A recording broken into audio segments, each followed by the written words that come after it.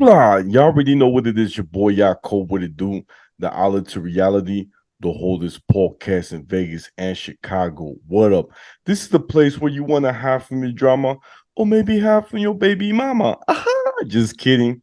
But anyways, fans, si tú quieres cambiar tu vida, if you want to change your life, then subscribe. Ching.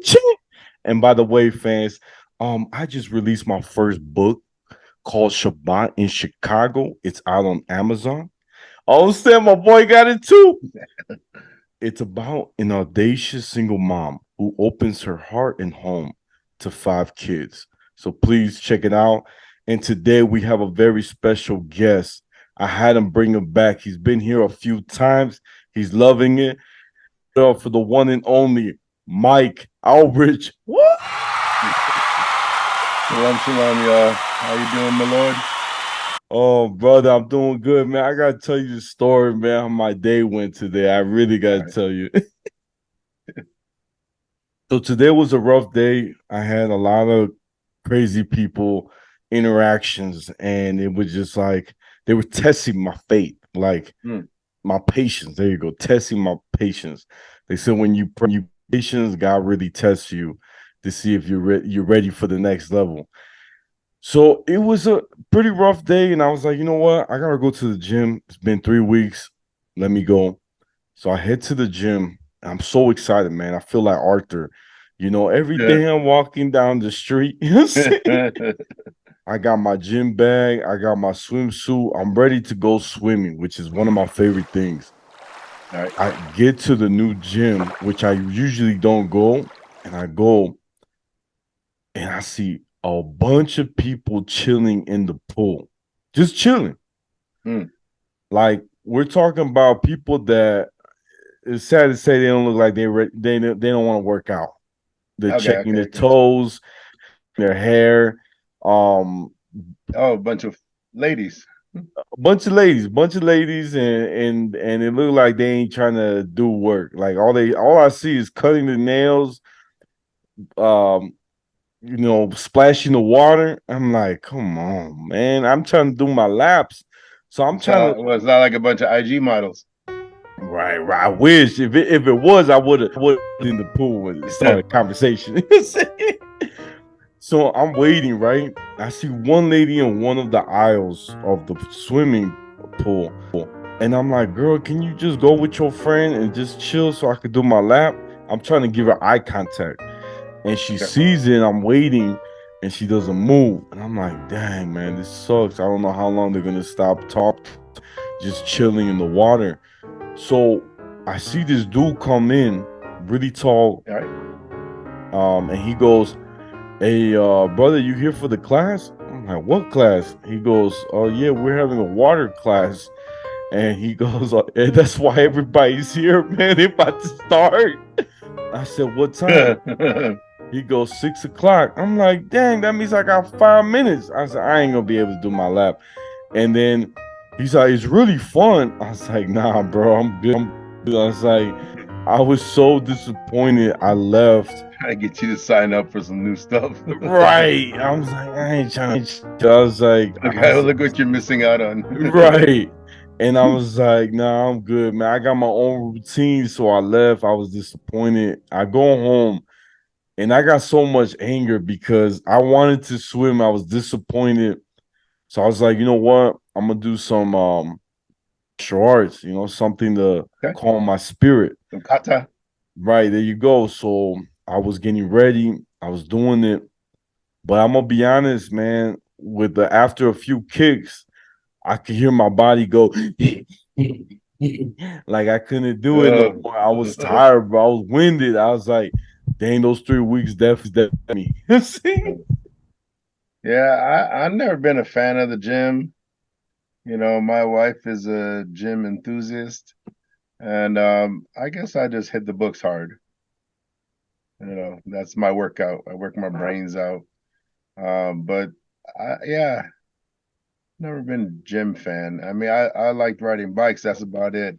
I'm not the greatest swimmer. I know how to swim, but I'm not that great. But yeah, I remember when you started, you started back up with working out, and it's funny how just, just a little break, it's like you almost like starting over again, Yeah, it's crazy. It's crazy, brother. Now look, I wanna ask you something. So this is for those who don't know, ladies and gentlemen.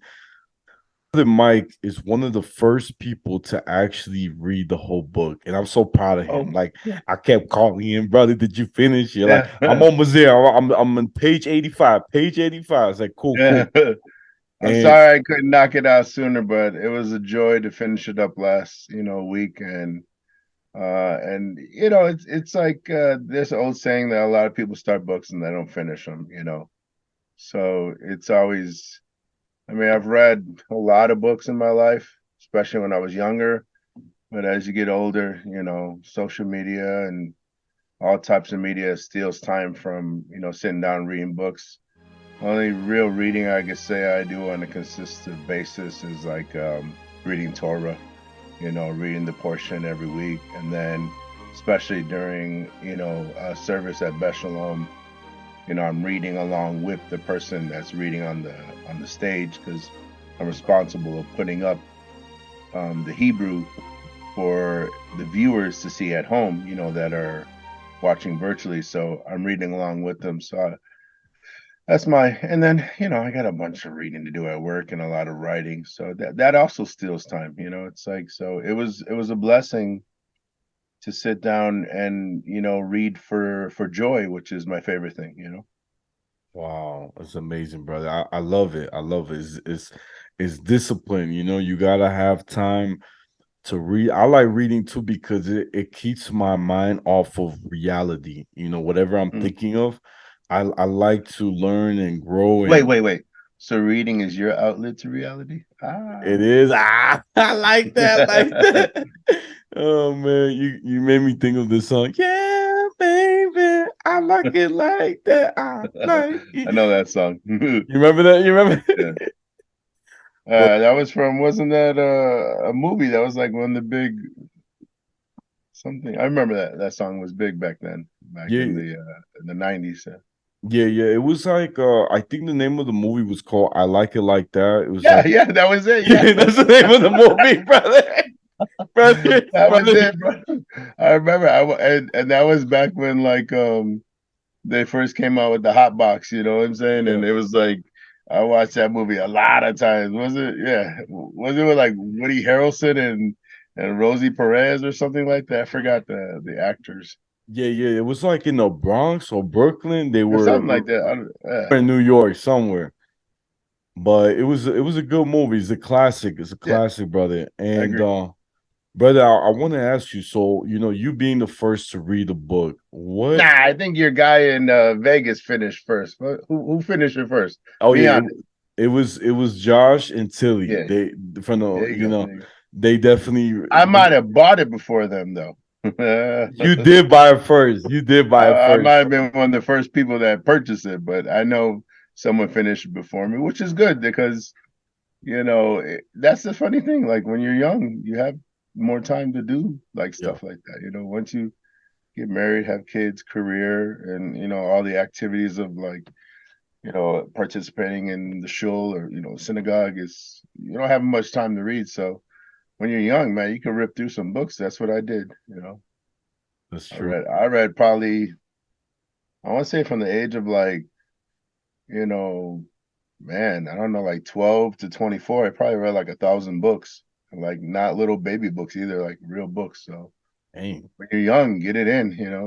Like they Yeah. say, remember the creator in the days of your youth, remember God when you're young, because you're not gonna have as much time to think about it when you get older. So Wow. That's yeah, deep. it That's is what it deep, is. brother. That's deep. But so yeah, let's jump into the book. Yeah. Tell me, I tell me. haven't got it signed yet. Last time you were here, I forgot to have you sign it, but it was great to finish it. You know, being that it is a book that has to do with the Jewish faith, and I approached it just like a lot of things that Rabbi Fournier has taught me is to use the Pardes system. Peshat, Remez, Jerash, and Sod. Peshat being literal, Remez being allegorical, uh, darash meaning to draw out, and sod meaning to draw in. And then when you put them all together, that's where you get the acronym Pardes, which is almost like shalem, to make something whole, which is the root word of shalom, it's the piece to make. So to put all the pieces back together. So, as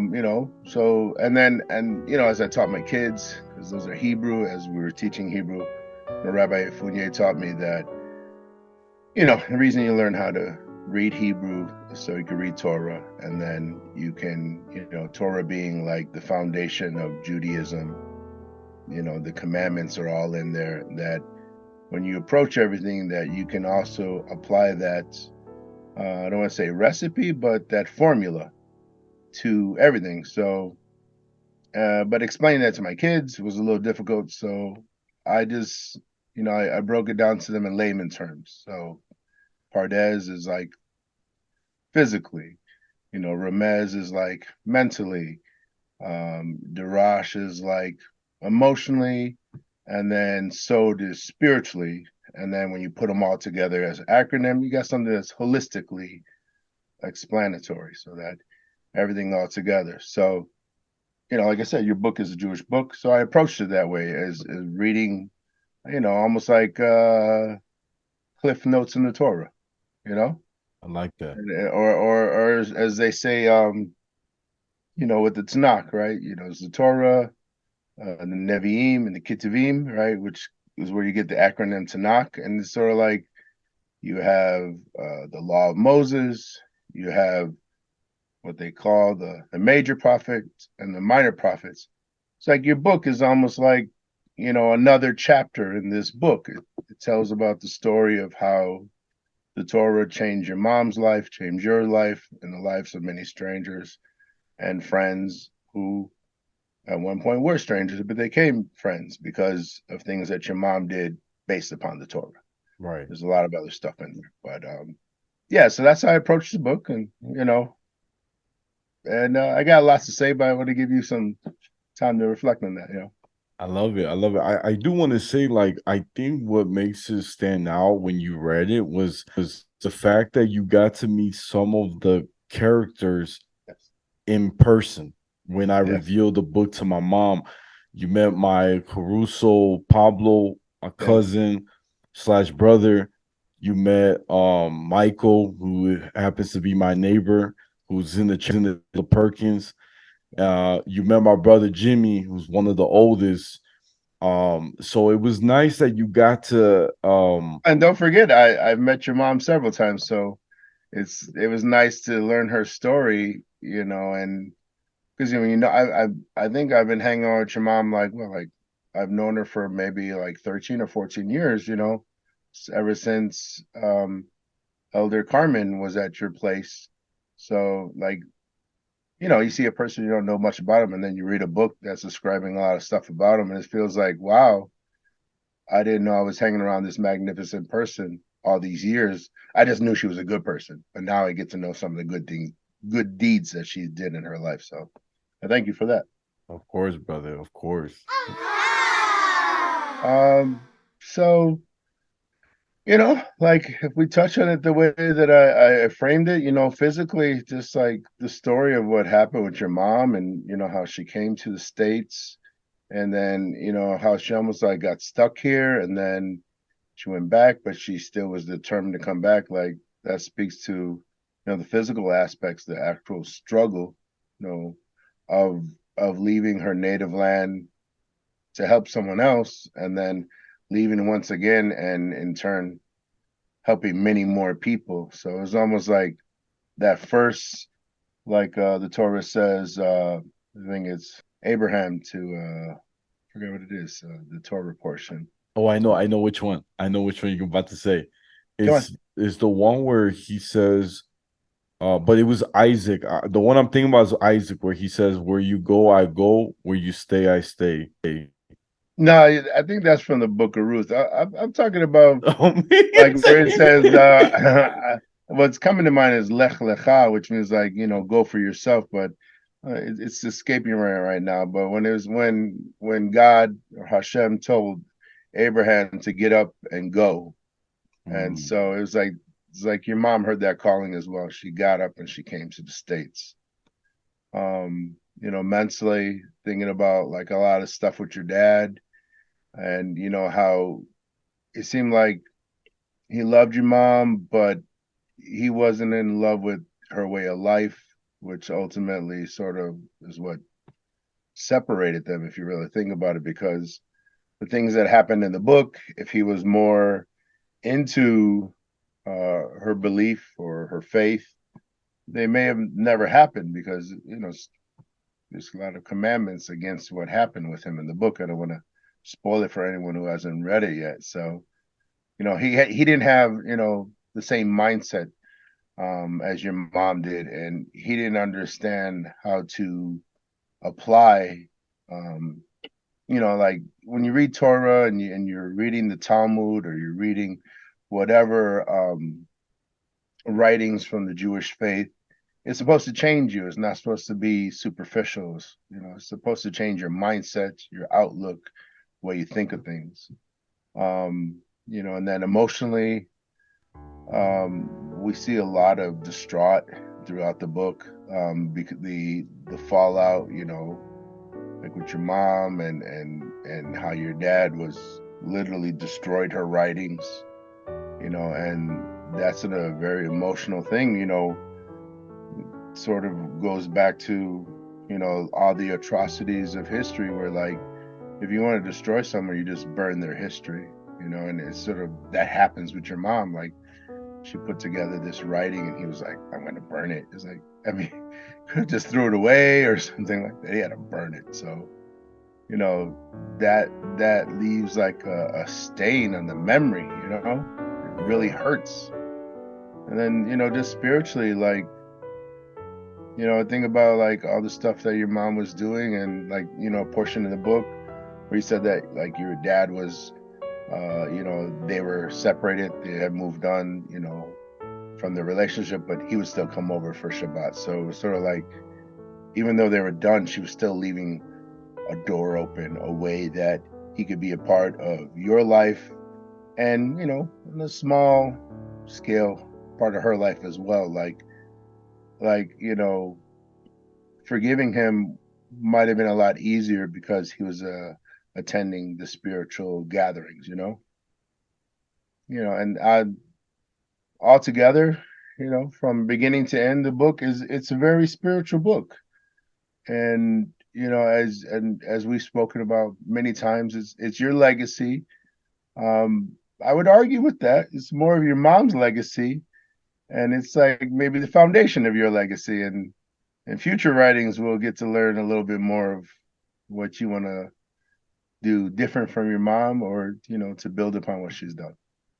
Oh, I love it. I love it, brother. I think you hit a lot of points, and um I think you're right about how my mom and my dad were two different spiritual levels. They were different, and I don't think my father could accept the way she was. Like Hmm. the fact that she invited so many people for Shabbat, Yeah, all walks of life, that'd be expensive. No, I'm kidding. I right, no, for real. It's crazy how my mom, and I tell this a lot to people, as a single mom, she had two jobs. Yeah. Every paycheck she had was only for Shabbat. Wow, that's So she, dedication. big time, big time. And she didn't, I don't know about that stuff, man. Like I didn't grow up in that Jewish kind of household. I grew up in, an Ashkenazi, European Jewish household. And I told you before on your other podcast, we're secular Jews, We had, I guess you say, all the entitlements to being Jewish, but we weren't into it like your mom was. It was like you know, I didn't learn about holy days, quote unquote, until I started attending Rabbi Fournier's congregation. As a kid, I just thought of them as Jewish holidays, just like holidays that you celebrated along with like Christian holidays. It was like Hanukkah and Christmas, Passover and Easter. I didn't know it was like your mom knew, you know what I mean? yeah.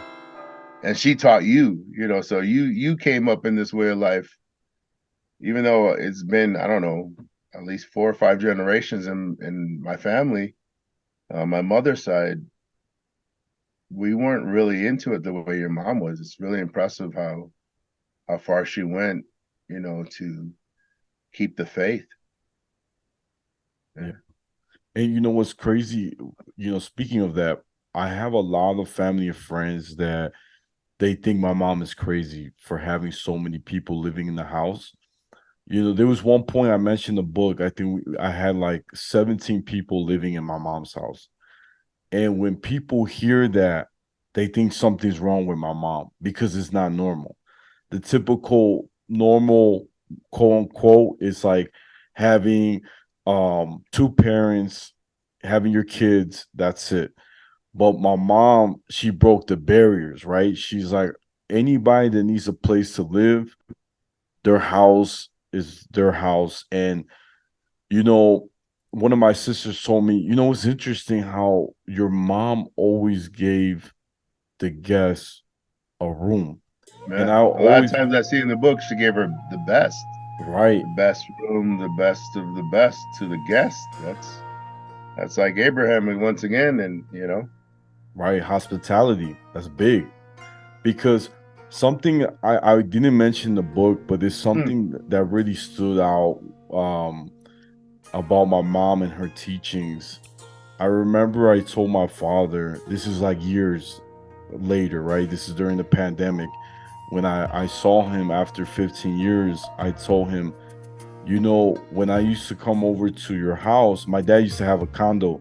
When I used to come to your house, you, instead of giving me like the guest room, me sleep in the couch.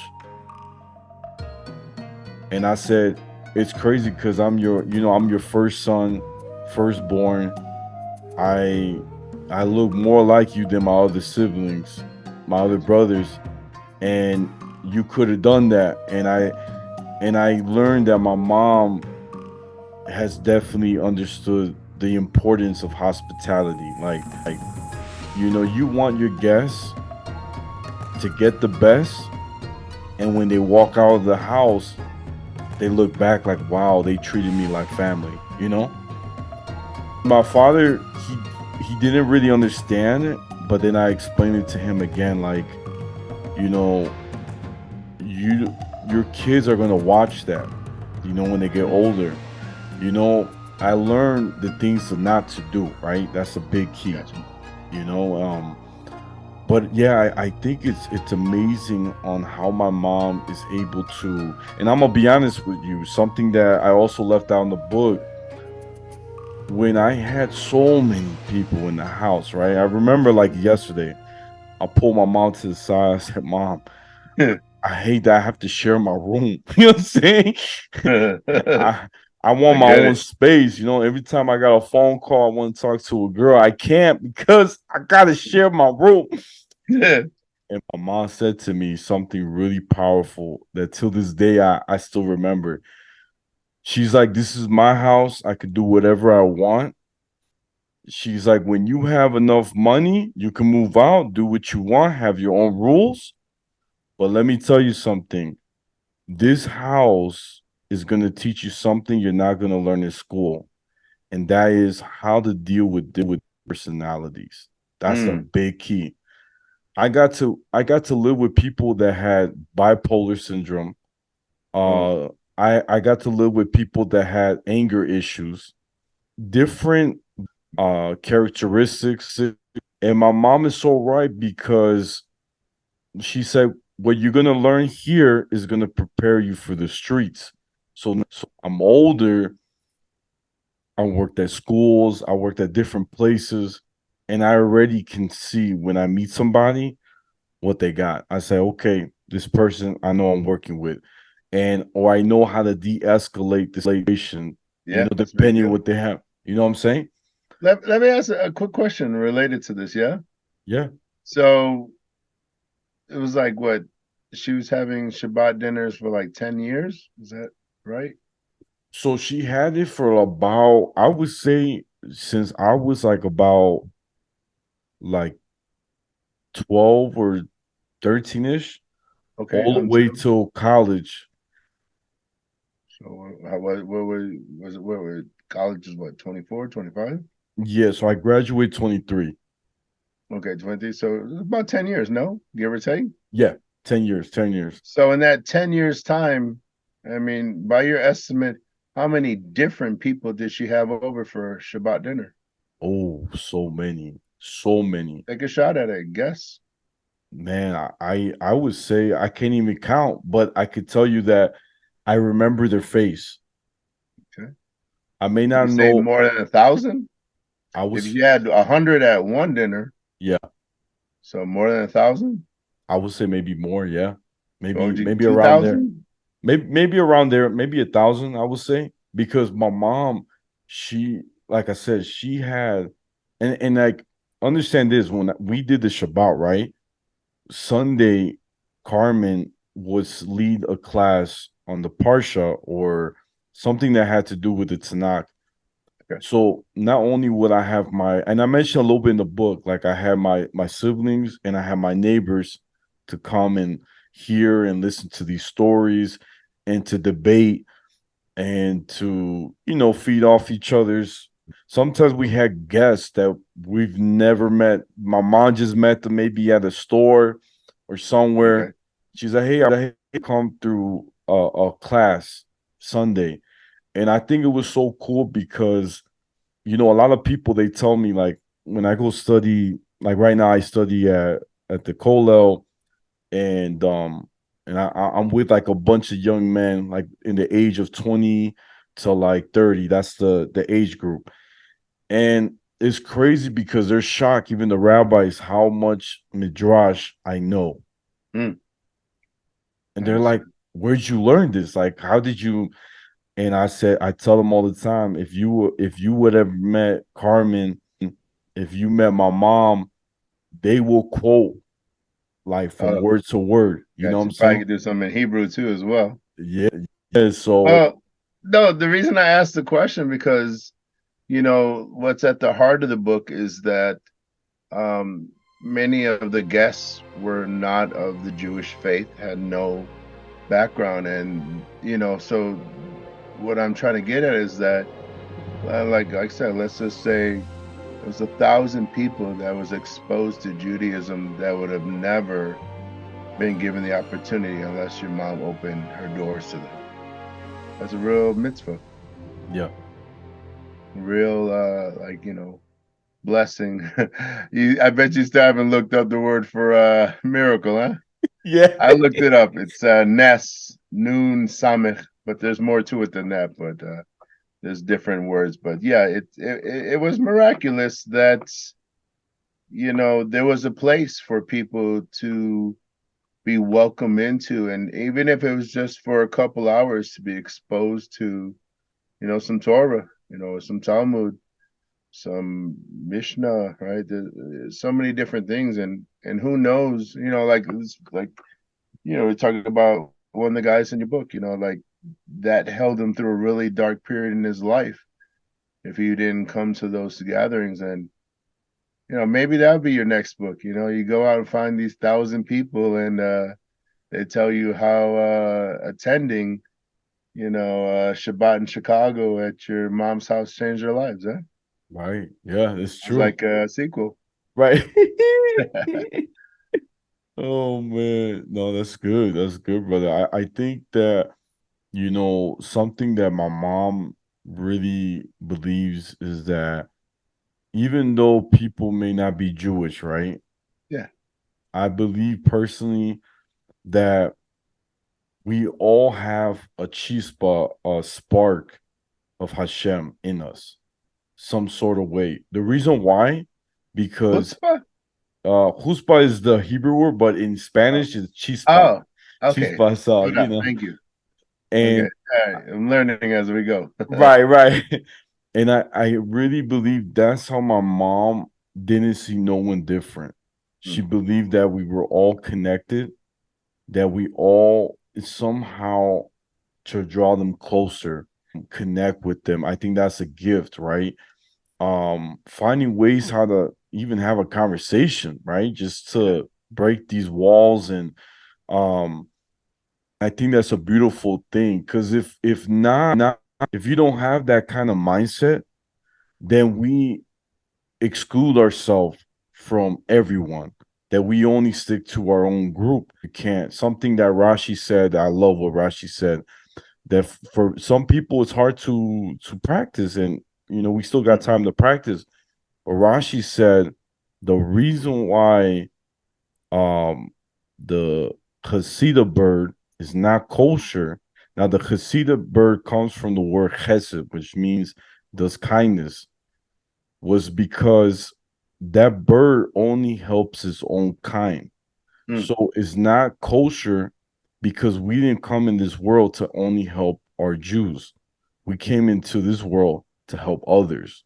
Yeah, to be And a light that's unto the nations, right? exactly. So that's why we can't eat the Hasidah bird, which is the most beautiful philosophy. I love it. And I think that's kind of like where my mom is, her mindset's at. You know what I'm saying? Like, don't think in a box, think bigger, think other perspectives. The only way we grow as a humanity or as humans is learning different perspectives, and that's how you test your faith. That's how you grow. That's how you ask questions. And that's how you break stereotypes. That's a big one, stereotypes. But yeah, brother, it's you hit some good points, brother. I really appreciate it. Hey, like I said, I read the book. I'm a student by nature. I took good notes, and I did some. We spoke a couple times prior to this. So it is you know, considering that a year ago the book didn't exist, right? It's a miracle, right? Right. We are where we are now with you. And I remember you were speaking a little with Chino about, how you came about doing it when he did the interview with you. And I was like, it was also good to learn those portions, how it came into fruition so quickly. And it's just like the first, as they say, the first rung on the ladder. You have a long ways to go.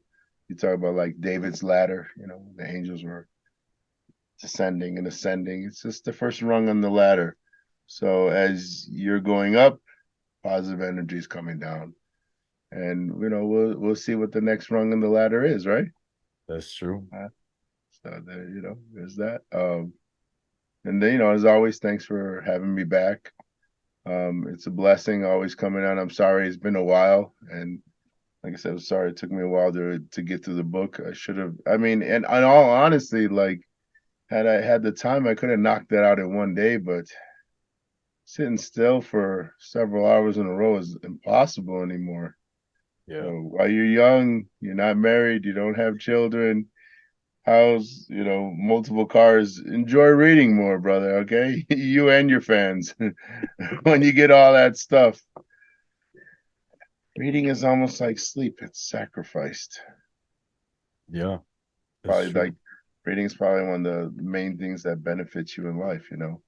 next to like sleep, Right. uh, where you get your, knowledge, wisdom, and understanding, the art, uh, bina, kochma, but we don't make enough time to read besides, a few seconds here and there on social media, snippets. That's So true. thank you for the book, and thank you for putting it together, my lord. Oh, thank you, brother. Thank you. Well, look, I'm about to wrap it up because it looks like Zoom's about to kick us out. Guys, this is the Outlet to Reality, the holdest podcast in Vegas and Chicago every Tuesday. Si tú quieres cambiar, if you want to change your life, don't forget, subscribe. Ching. And you already know my book is already out, Shabbat in Chicago, out on Amazon. And brother Mike, where can our fans find you? You can find me at Rabbi Fournier's congregation, 6601 South Kedzie Avenue, almost every Shabbat of the year. Shalom. Peace.